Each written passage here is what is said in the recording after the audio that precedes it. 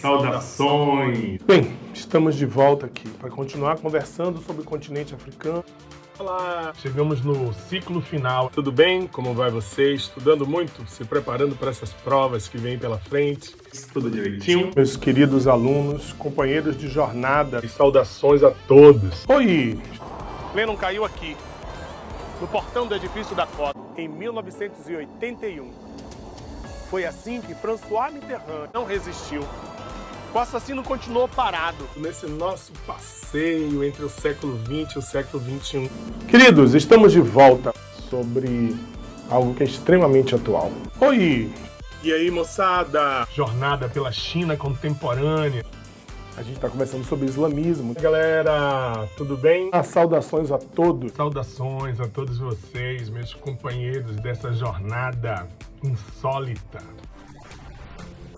Vamos lá? Vamos estudar um pouquinho aqui. Eu queria lembrar vocês, jovem menino chamado Brasil. O jovem brasileiro ele precisa saber disso. Ele precisa se olhar no espelho e ver isso aqui, ó. Eu sou Ricardo Carvalho. Nunca dantes navegados, diria Luís de Camões, poeta português. Estudando muito? Então vamos nessa. E aí, galerinha linda, tudo beleza? Vamos nessa? Cara, que coisa, hein? Preparei esse clipinho aí só para acompanhar, né? O que a gente fez junto, o que a gente passou junto esse ano. Essa saga, como o professor acabou de falar aí agora, essa jornada insólita que nós vivemos, com muitas dores, né, galera? Mas também com muita capacidade de superação e adaptação, né? Então, se por um lado a gente sente muita saudade de estar juntos, né? Da sala, do quente da sala, do olho no olho, por outro lado, as aulas presenciais, elas são guardadas na memória. E enquanto que as aulas virtuais, elas são guardadas na memória, nas nuvens, né?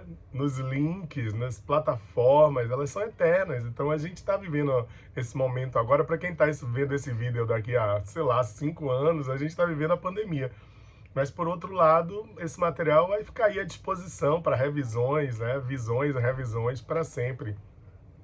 Essa é uma das vantagens, não tenho dúvida disso, desse material digital, né? Porque fica à disposição de vocês. Vamos nessa? Separei algumas questões aqui para a nossa saga final, derradeira. Vamos nessa. Vamos fazer exercício.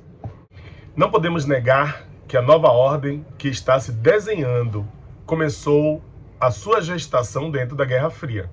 Durante toda a sua evolução de 1945 até 1985, né, período que se usa para representar o fim da Guerra Fria, a Guerra Fria envolveu outros aspectos que, para a época, foram considerados secundários pelos analistas, mas que acabaram aflorando à superfície após o colapso do socialismo no leste europeu. Lembra que a gente chama também de o quê?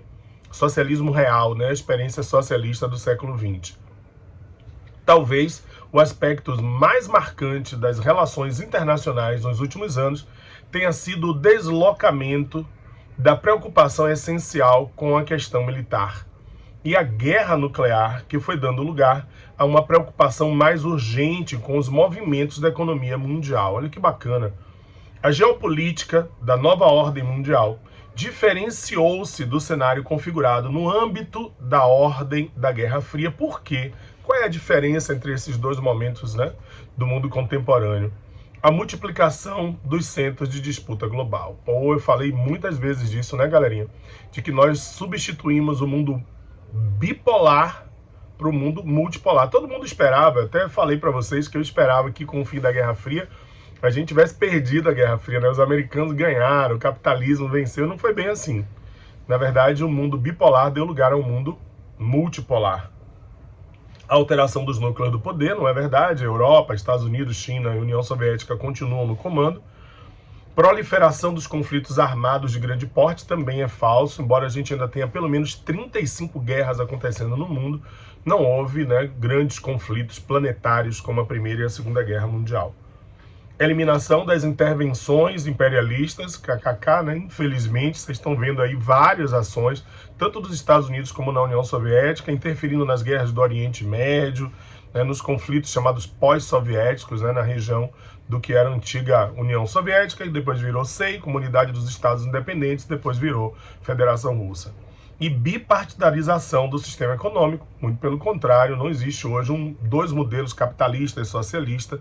O capitalismo prolifera com vários núcleos de poder, ok? Então é bom a gente lembrar, ó, a principal característica da transição da Guerra Fria para a nova ordem mundial foi a alteração do sistema bipolar, que colocava socialismo e capitalismo em oposição, para a multipolaridade entre Estados Unidos, os países da União Europeia e países emergentes. Aí, entre eles, a gente tem que citar sempre China e Índia, né? E o Brasil, que aí é uma outra história. O Brasil apareceu como um desses países, né, que seria um dos países de referência nessa nova ordem mundial, mas a crise de 2008, a mudança da política interna do país e uma série de coisas degringolou essa escalada que o Brasil estava vivendo, né? Houve, portanto, uma multiplicação no sentido de aumento dos centros de disputa. Beleza? Vamos para outra questão. Vamos lá. Criado após a Segunda Guerra Mundial, na década de 40, para manter a paz e a segurança do mundo, o Conselho de Segurança das Nações Unidas se tornou obsoleto e distante do que é hoje a geopolítica mundial.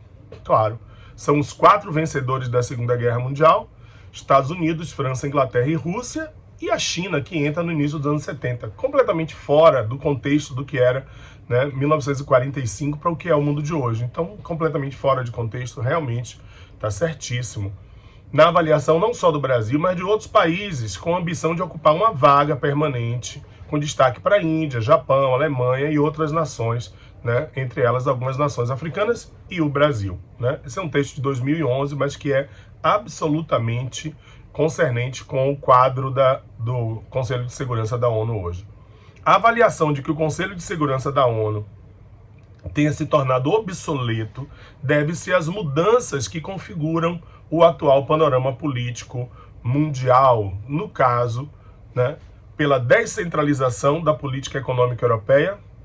Não é isso que faz com que o Conselho de Segurança da ONU fique obsoleto.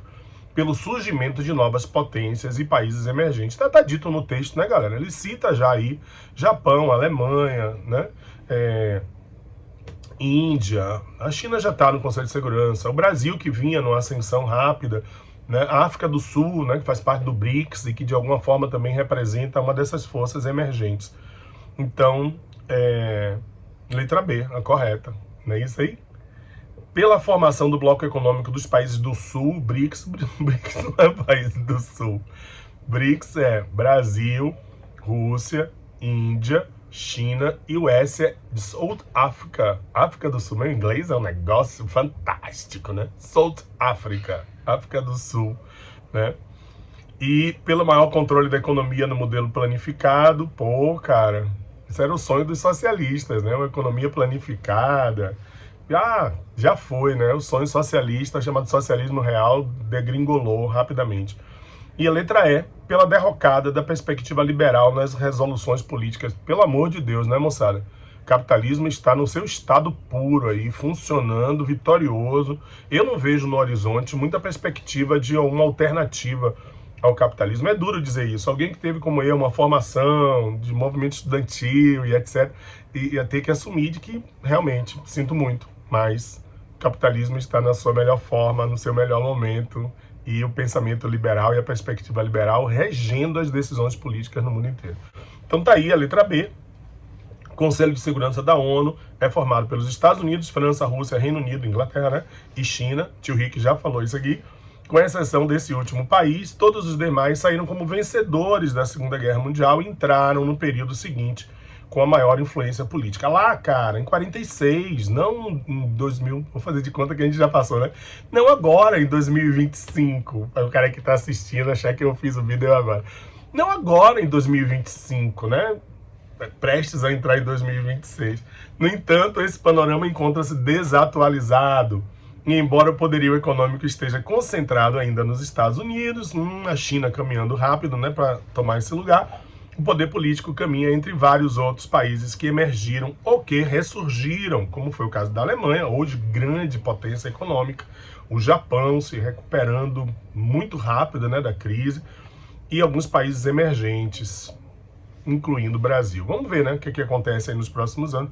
Letra B, proposição completamente verdadeira. Vamos para outra questão? Vamos nessa. A partir da década de 70, evidenciou-se uma nova configuração do mundo contemporâneo, que já se encontrava em gestação há séculos, marcada pelas ininterruptas revoluções tecnológicas e pelo aprimoramento dos meios de comunicação e transporte. Bem terceira revolução industrial, isso, né, galerinha? Década de 70, aí 80, terceira revolução, aí vem internet, informática, e a gente entra nessa chamada revolução técnico-científica informacional. Esse fator gerou transformações no cenário comercial, intensificando não só as trocas econômicas entre os países, mas a interligação das redes do capital financeiro, mercado de ações, e aí a internet tem um papel fantástico nesse comércio global, e-commerce, né? E os mercados de ações, digitais, etc. O processo acima descrito está associado ao conceito de que recrudescimento social, não está falando de macroeconomia. Ele não entrou na questão aí específica, embora a gente saiba que o processo de globalização e mundialização de mercado gera desemprego e desigualdade social, não esqueçam isso. Liberalização comercial, não, cara, muito pelo contrário, embora o pensamento liberal determine, como eu falei na questão anterior, determine muitas das decisões políticas internas dos países, a política protecionista ainda marca muito. Vocês veem aí as guerras comerciais entre Estados Unidos e China, entre Brasil e Canadá, Brasil e Estados Unidos, a laranja, né, o famoso caso da laranja. Vocês estão vendo aí o problema do 5G, né? A gente que está agora em 2025, né, a gente viu que lá em 2020 tinha uma briga grande sobre o 5G, o domínio da China, sobre a tecnologia, né? Então é falsa. Financeirização do mercado, que é a circulação de capitais concretos, também não é verdade. A gente vê hoje muito a moeda digital rodando no mundo, né? O dinheiro físico, ele não necessariamente roda, né? A virada sociocultural não é um fenômeno associado a isso, embora a gente saiba que a globalização ela gerou uma visibilidade maior para as economias, para as culturas nativas regionais. As culturas hegemônicas, elas continuam dominando, né, o cenário sociocultural do mundo. A gente sabe disso, né? Cinema, a música americana, o cinema europeu, ele ainda é hegemônico. E globalização econômica, claro, né? Vamos nessa.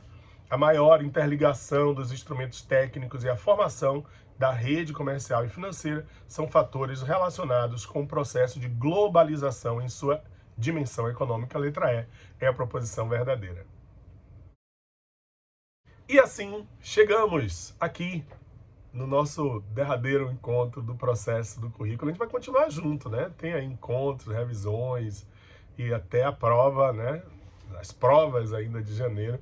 A gente está à disposição, mas foi uma honra sem tamanho, um prazer muito grande. Como é que eu digo sempre? Paz e luz para vocês. Valeu, um abraço. Muita paz, muita luz para você. E vamos em frente, que temos muito a realizar. Tchau. Um abraço para vocês, muita paz, muita luz. Acreditamos na paz e a gente, sem dúvida nenhuma, vai vencer esse vírus também. Paz, luz. Indo aonde nenhum homem jamais esteve. Hoje o que a gente viu foi apenas uma pequena amostra, uma amostra da cultura universal. Tá beleza? Clarinho para vocês? Massa, paz e luz. Um abraço para vocês. Legal? Bacana? Posso encerrar com música? Vou mostrar um negócio para vocês aqui. Vocês vão gostar. Ao mesmo tempo que eu desejo paz, luz, né, para vocês. Deixa eu deixar vocês aqui com um negócio que é um barato, cara. Cadê? Vamos lá. Tchau. Imagine. Eu sei que você é capaz. Imagine all the people sharing all the way, everyone. Obrigado, viu? A gente se vê na próxima. Tchau.